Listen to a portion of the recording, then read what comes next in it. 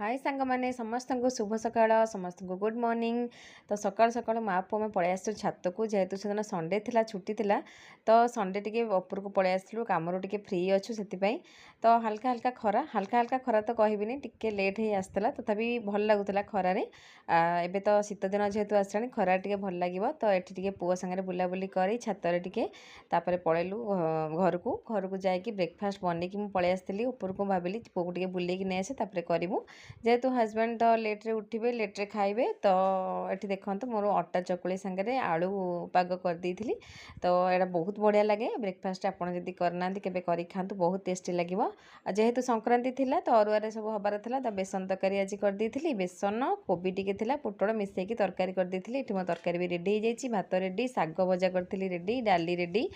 तो लास्ट पापड़ खिया होता तापर खियापिया करदेकी टिके शोई पड़ू शोईकी उठिकी पुणी पलि आसलु जेहेतु संडे छुट्टी अच्छी तो टिके पुओ को लेकिन आम बुलाबुली करने को जाऊँ संध्या टाइम रे। तो ये पुओ को धरिकी आम टिके बुलाबुली कर आसलु मॉल आउ टिके सी पार्क गला पार्क टिके स्लाइड कला आउ झुलिला तापरे झुल तार जतक खेल था सब खेलिला। एठी ता पापा तक खेलौछन देखंतु।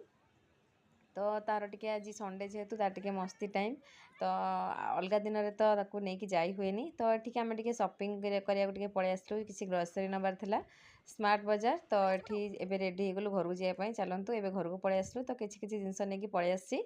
तो चलतु नेक्स्ट वीडियो देखा बाय बाय।